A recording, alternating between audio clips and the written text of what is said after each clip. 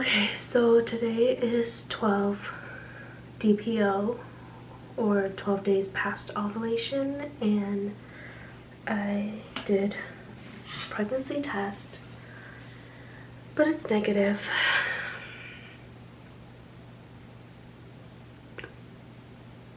Hopefully, there you go. It's negative, and that means our IUI didn't work this cycle. But it's okay. We'll just keep trying and see what happens. So now I'm going to the doctor office to get my blood drawn to test the HCG level to see if I'm pregnant, but I already know that I'm not, so I don't have much hope. So we've been trying for about 2 years now. I first got pregnant naturally. I got pregnant in end of October, and then it ended up in a miscarriage late December of 2018. I was about 10 weeks, almost 10 weeks pregnant, and we had to get a D&C, or I had to get a D&C. And then it took forever for the HCG to be out of my system. The HCG is the pregnancy hormones. So it took like 3 months for it to be out of my system. So, and then it was taking so long, so I went to the doctor and I was like, hey, like, why is it taking so long? I feel like there's something wrong with me. Like, I feel like there's something wrong with my body. And I just feel like there was something, I just knew it. Something in my mind told me. So I went to my OB/GYN and I got a lot of testing done. And then we found out that I have PCOS, which is polycystic ovarian syndrome. And that was like the start, or that was like the confirmation of the issues that I was experiencing for a couple years. So first one was weight gain. I used to be very thin. I used to weigh only like 115, 110. And then in 2017 I started gaining weight, and that was when I started seeing these issues. But it wasn't too bad, so I was just like, eh. The weight gain like dramatically increased in 2018. I gained a lot of weight. And then 2019 was, I think I reached my peak height in 2019, and I've lost a little bit, but it comes and goes, and it's a struggle for me. It's been such a big struggle for me because I've been trying to lose the weight, and it did work for a little bit because, you know, when you first start working out, when you first start eating healthy, you lose weight quickly, and then you plateau, and then you have to like make it a challenge for your body again. So I've been struggling with weight for 2 years, and I'm still trying. And then another issue is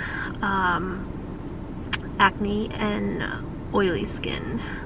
And it gotten pretty bad actually. Right now it's not too bad because I'm using retinoid, and I think I've managed to keep my acne at bay and control it, and I've really kicked in my skincare routine, or I've really upgraded it, I guess. My skin is, it's weird. It's oily but dry at the same time, and in the same spots.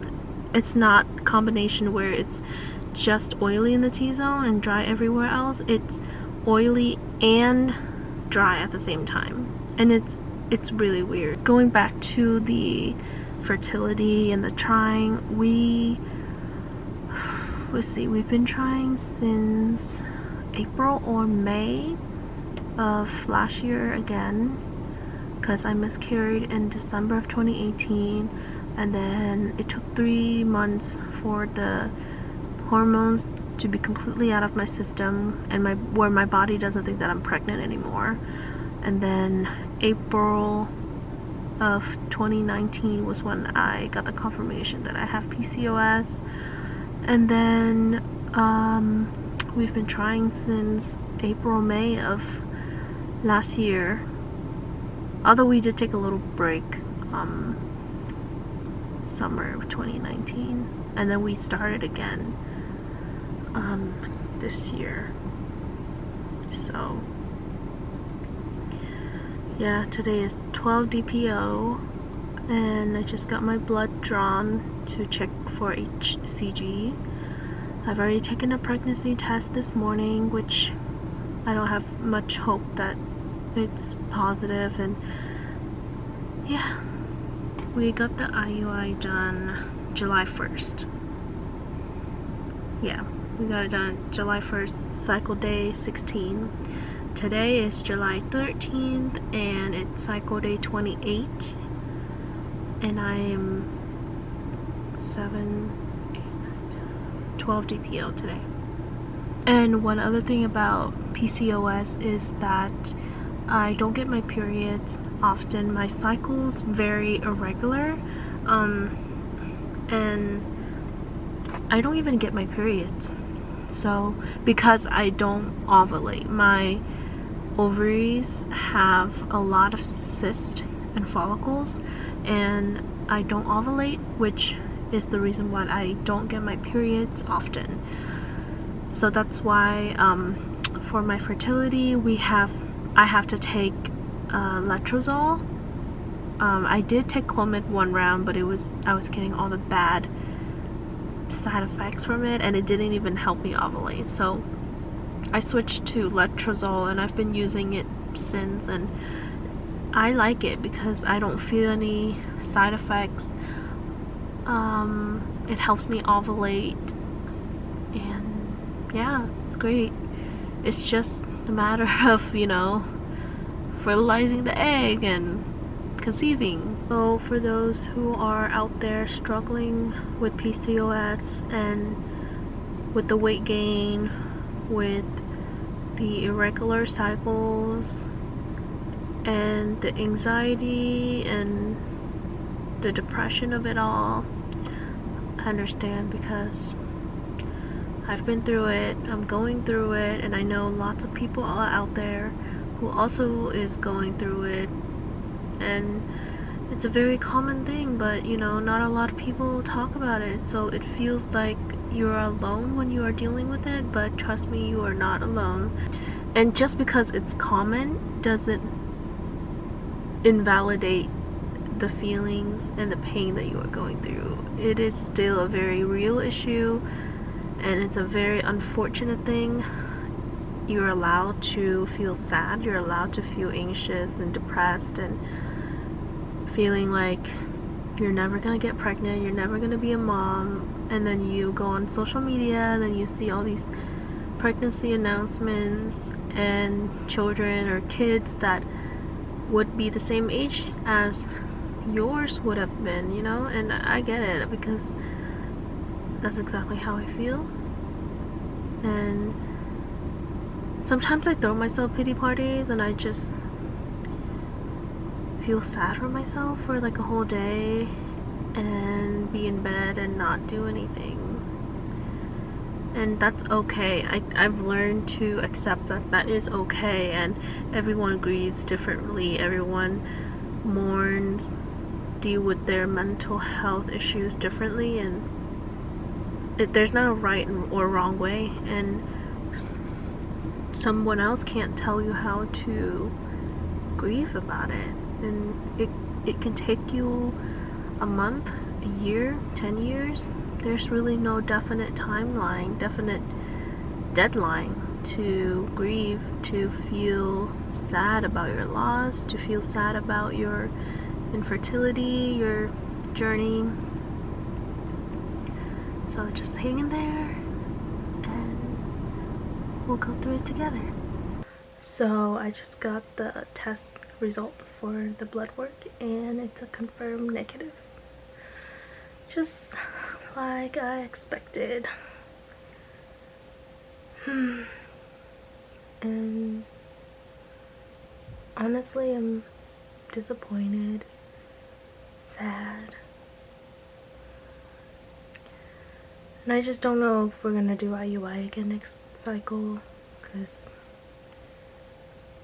it has the same success rate as time intercourse, and it's more expensive, obviously.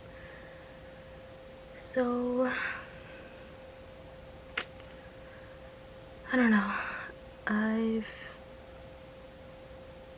feel like I'm reaching this point where I just want to give up, and a lot of times I don't tell all my friends about it because it just kind of, it makes me feel like it's more real if I tell my friends the results every month. So I usually just keep it inside and just, you know, go on. But today, for some reason today,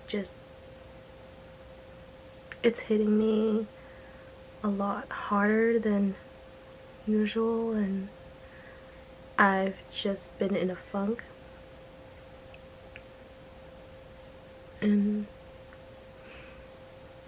you know, I feel really sad, obviously, and I don't want to cry, but you know, I tell myself, just keep trying, you just have to keep trying, and it'll happen one day. You know, they always tell you that it'll happen one day, but when you're going through it, when you're on the other side of things and you haven't reached the end yet, it feels like the end is nowhere to be seen. You know, like when you're running on a track and you can see the end, the finish line. Right now the finish line does not seem reachable. It doesn't seem like it's anywhere in sight, and it's hard.